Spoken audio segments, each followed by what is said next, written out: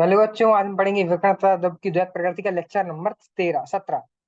तो वैसे हम बहुत लेक्चर कर चुके हैं और पिछले लेक्चर में हमने कुछ उदाहरण भी देखे थे। तो मैंने आपसे बोला था ना कि आप सारी एनसीईआरटी को जो पढ़ के आया कीजिए वीडियो में। अगर आप पढ़ के एनसीईआरटी को आएंगे तो आपको जो है सरलता पड़ेगी इसको समझने में। और आप जो है इसको और भी अच्छे अच्छे समझ पाएंगे और सब आगे आपको इस बात में याद भी रहेगा। तो उदाहरण जो है आशा है कि आपने अच्छे से पढ़े होंगे।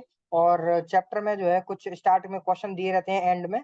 तो उसको भी आप ट्राई कर सकते हैं लगाने की। तो शुरुआत के कुछ क्वेश्चन हो सकते हैं भी आप आपसे बन जाए क्योंकि आधे आधे से ज्यादा तो हम निपटा भी चुके हैं। थोड़ा सा ही रह गया है जो हम कुछ लेक्चर्स बाद में निपटा भी लेंगे। तो चलिए आज के लेक्चर को शुरू करते हैं और आज हम पढ़ेंगे द्रव की तरंग प्रकृति के बारे में। और ये भी आज हम लोग देखेंगे कि कैसे द्रव की तरंग की द्वैत प्रकृति को भी हम देखेंगे। और उसके उसके बारे में भी आज हम पढ़ेंगे।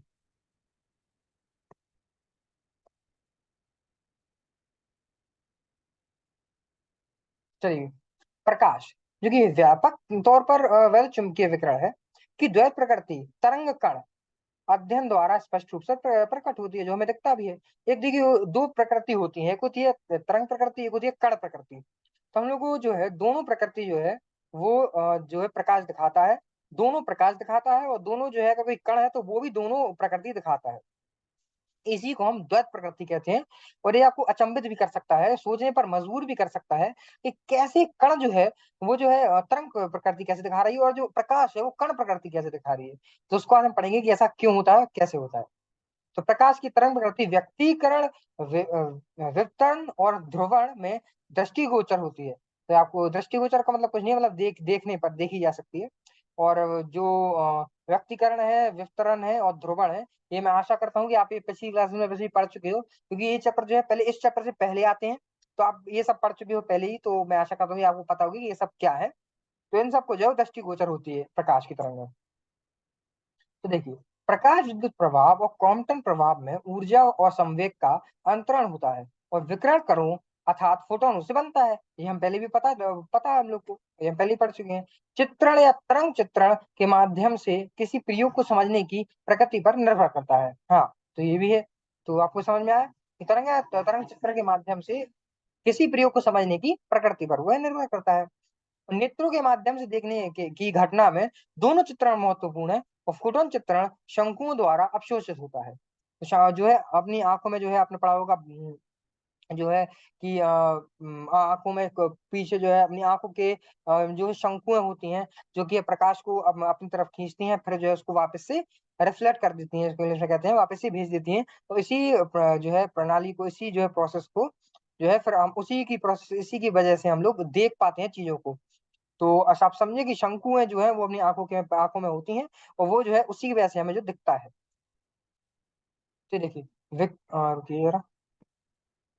हाँ, तो विकिरण की द्वैत प्रकृति यानी तरंग और कण, तरंग प्रकृति और कण प्रकृति। तो विकिरण की जो है वो द्वैत प्रकृति तरंग और कण के संबंध में एक स्वाभाविक प्रश्न उठता है, ये मैंने आपसे पहले भी बोला था। तो स्वाभाविक सा प्रश्न उठता है कि क्या पदार्थ के कण जिसकी इलेक्ट्रॉन, प्रोटॉन आदि भी तरंग जैसा लक्षण प्रदर्शित करते हैं।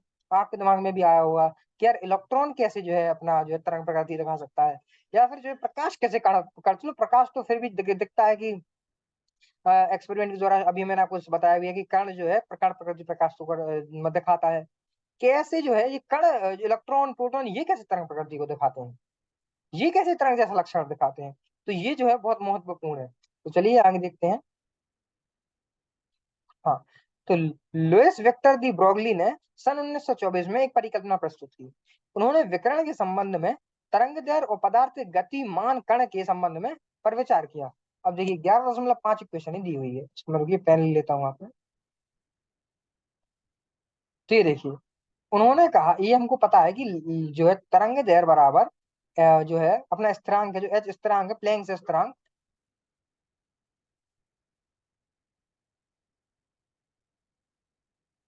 हाँ, तो ये जो तरंग दैर्घ्य जो है किसके बराबर होता है, प्लैंक स्थिरांक डिवाइडेड बाय, इसको हम जो मोमेंटम जो है इंग्लिश में कहते हैं। क्योंकि जो है तो जो है प्लैंक स्थिरांक बटा संवेग, जिसको इंग्लिश में मोमेंटम कहते हैं, ये जो है फॉर्मूला लैम्डा का होता है। तो अब देखिए जैसा कि हम लोगों को पता है कि आपको ये पहले ही पता होगा, जो 11th में भी हो सकता है आपने पढ़ा हो कि जो है अपना संवेग होता है वो किसके बराबर होता है? एम गुणे वी, जिसमें एम जो है और वी जो है,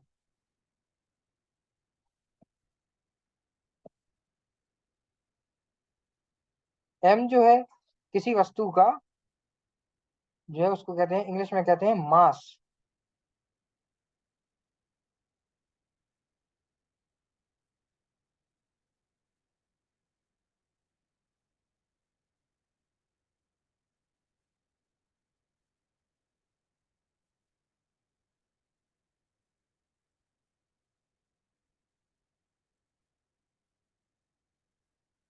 और उस वी को क्या कहते हैं? गति।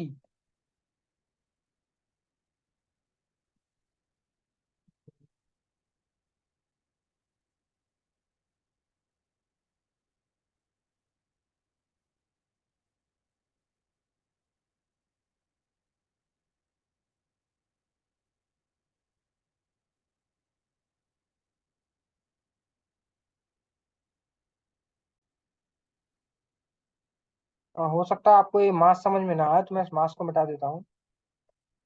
और इसको एम को जो कहते हैं वो कहते हैं द्रव्यमान।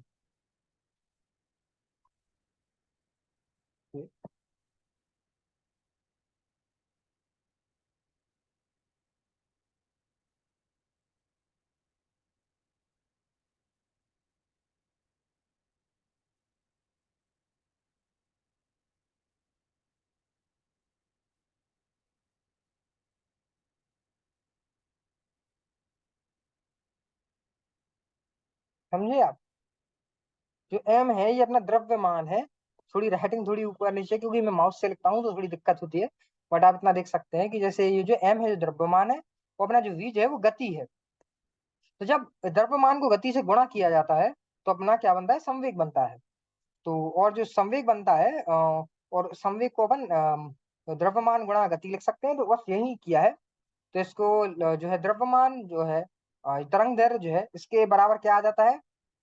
ये अपना प्लैंक स्थिरांक और भाग द्रव्यमान गुणे गति। तो समझ में आया आपको कि कैसे आया ये वाला फॉर्मूला? तो चलिए मैं सारा इरेज कर देता हूँ, हो सकता है आप नोट कर लीजिए जो भी है। मैं इसको इरेज कर रहा हूँ सबको। चलिए। हाँ। तो रुकिए, मैं अपने इसको अच्छे से सेट कर लेता हूँ। हाँ। तो जहां एम कण का द्रव्यमान तथा वी इसकी चाल है, समीकरण 11.5 को डी ब्रोगली का संबंध और द्रव तरंग के तरंग दैर्घ्य लैम्डा को डी ब्रोगली तरंग दैर्घ्य कहते हैं। तो समझे आप? इसी को हम डी ब्रोगली तरंग दैर्घ्य कहते हैं, लैम्डा को जो हमने पीछे देखा। इसको इसको जो है हम डी ब्रोगली तरंग दैर्घ्य कहते हैं। द्रव के द्वैत स्वरूप डी ब्रोगली के संबंध में स्पष्ट है। समीकरण 11.5 की बाईं ओर लैम्डा तरंग का लक्षण है, लक्षण लैम्डा तरंग का लक्षण है, जबकि दाईं ओर संवेग पी कण का विशिष्ट लक्षण है।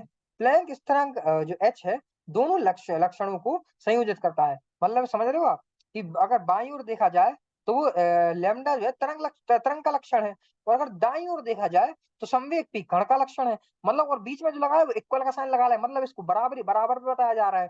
तो आप समझिए कि जो है इसका मतलब यह है कि अपन जो है कोई भी पदार्थ हो कुछ भी हो, वो जो है दो नेचर शो करता है, दो प्रकृति शो करता है।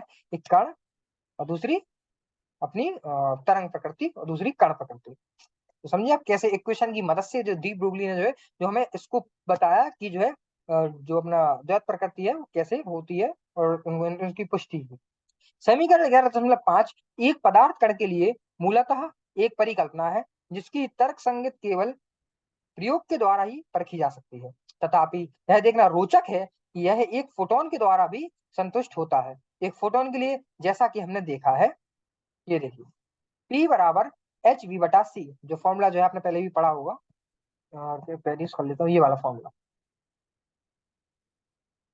क्या आपने पहले ही पढ़ा होगा। इसलिए बस कुछ नहीं किया है, जो है इसको इस साइड ले आए हैं। और जैसे मैं आपको करके दिखाता हूँ।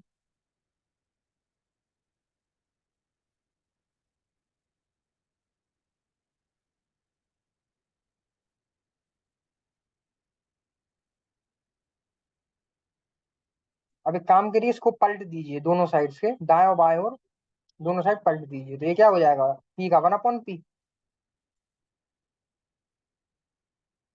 इस साइड बराबर में दाएं और क्या हो जाएगा, C/H गुणे आवृत्ति V। अब एक काम करिए, इस H को ऊपर ले आइए, तो H/P बराबर C/V।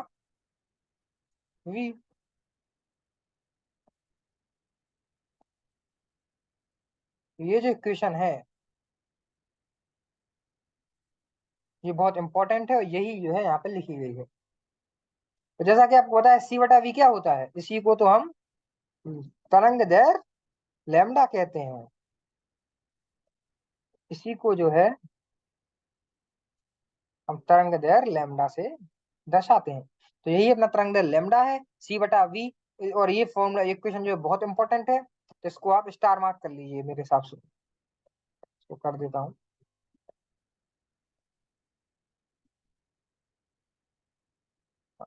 तो ये इक्वेशन है, ये ट्रिपल स्टार मार्क, ये इक्वेशन बहुत इंपॉर्टेंट है, ये वाली भी इंपॉर्टेंट है। तो ये वाली लेकिन आपको बिल्कुल याद रखनी है।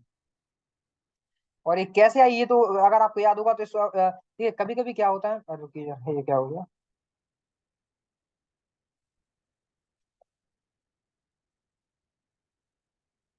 हाँ, तो देखिए कभी कभी क्या होता है ना, कि हो सकता है कि अपन फॉर्मूले जो है वो भूल जाते हैं। तो अगर अपन को प्रक्रिया याद होगी तो हम उस फॉर्मूला को वहीं की वहीं बना भी सकते हैं। जैसे ये पूरी प्रक्रिया अगर आपको याद है, कोई फॉर्मूला आपको नहीं भी याद है, तो आप जो है वहीं के वहीं देखेंगे, P बराबर H B/C होता है। आप उसको पलटेंगे, H को ऊपर लाएंगे, फॉर्मूला आपके सामने आ जाएगा।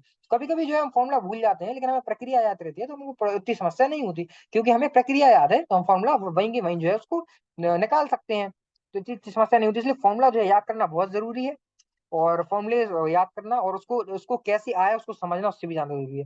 जैसे कि मैं आपको हर ग्राफ समझाता हूँ और फॉर्मूला समझाता हूँ, तो अगर आप मेरे साथ एनसीईआरटी पढ़ते चलेंगे तो आपको दिक्कत भी नहीं आने वाली, आपको इतनी सी भी दिक्कत नहीं आ रही होगी एनसीईआरटी पढ़ने में। अगर आ रही है तो आप उस लेक्चर को दोबारा देखिए, आपको फिर नहीं आएगी दिक्कत। अगर आपको दिक्कत आती है तो एक बार और लेक्चर देखिए, नहीं आएगी, ये मेरी गारंटी है दिक्कत की। अब मैं कहता हूँ आप मेरे साथ सारे फॉर्मूले ये अच्छे से पढ़ते चलिए, ग्राफ अच्छे से पढ़ते चलिए। अगर आपको ग्राफ सारे अच्छे से, आपको ग्राफ समझ में आते हैं, आप ग्राफ की प्रैक्टिस करते हैं, आपको सारे फॉर्मूले याद हैं, आपने मेरे साथ एनसीईआरटी पढ़ी है, आपको थ्योरी सारी आती है, तो टेंशन मत लीजिए, आप कुछ नहीं होगा। आप जो है एक भी क्वेश्चन जो है आपका हाथ से नहीं जा रहा है, सारे क्वेश्चन आप बना पाएंगे। बस इतना भरोसा आप रखिए, आप मेरे साथ बस एनसीईआरटी कंप्लीट करते चलिए, जो जो मैं कह रहा हूँ वो कंप्लीट करते चलिए, कुछ प्रॉब्लम आपको नहीं आएगी। तो आज हमने क्या पढ़ा, आपने पढ़ा द्रव की तरंग प्रकृति के बारे में, और द्रव की द्वैत प्रकृति को भी देखा कि कैसे जो है उन्हें दी ब्रोगली ने उसको स्थापित किया और हमको बताया, और वो भी इक्वेशन के साथ।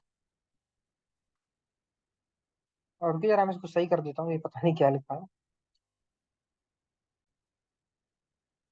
मैंने इसको सही कर दिया है, वो फोटो सेल लिखा हुआ था, पता नहीं वो थोड़ी पीपीटी में ऊपर नीचे हो गई, तो पता नहीं वो क्या लिखा था।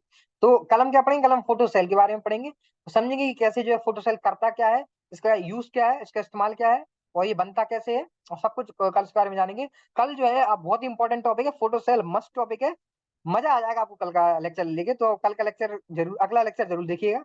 अगले लेक्चर में आपको बिल्कुल कभी मजा आ जाएगा। चलिए, मिलते हैं अब कल उसी फोटो सेल के साथ। तब तक के लिए टाटा बाय बाय।